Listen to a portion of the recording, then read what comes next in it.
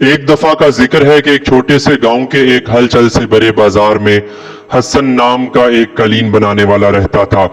حسن اپنی غیر معمولی کاریگری اور اس کے بنے ہوئے شاندار قالینوں کے لیے جانا جاتا تھا۔ اس نے اپنی تجارت اپنے والد سے سیکھی تھی، جنہوں نے اسے اپنے آباء و اجداد سے سیکھا تھا۔ ایک دن جب حسن ایک خاصے پیچیدہ قالین پر کام کر رہا تھا، ایک اجنبی اس کے پاس آیا۔ اجنبی دور دراز کا مسافر تھا اور وہ حسن کے قالینوں کے سحر میں گرفتار تھا۔ اس نے حسن سے پوچھا، کیا وہ گاؤں کی دستکاری کی علامت کے طور پر گھر واپس لے جانے کے لیے اپنا کوئی شہکار خرید سکتا ہے؟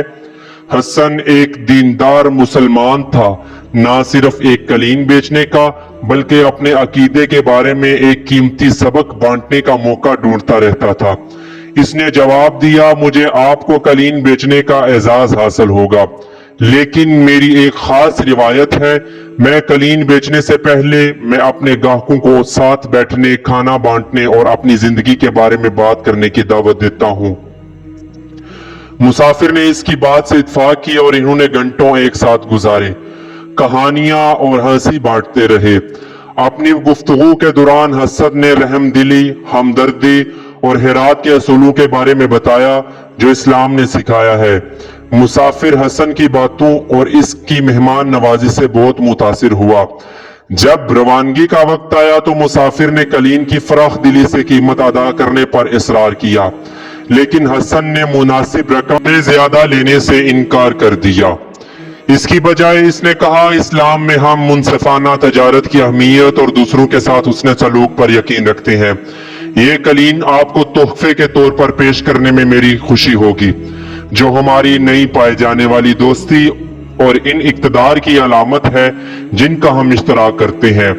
حسن کی سخاوت اور اس کی گفتگو سے حاصل ہونے والی حکمت کو دیکھ کر مسافر قالین اور شکر گزاری سے بھرے دل کے ساتھ روانہ ہوا۔ وہ اپنے وطن واپس آیا اور حسن کی کہانی، عقل مند قالین بننے والا اور اس خوبصورت سبق کے بارے میں بتایا جو اس نے اپنے سفر میں ملنے والے لوگوں کی مہربانی اور سخاوت کے بارے میں سیکھا تھا۔ حسن کی کہانی دور دور تک پھیلی۔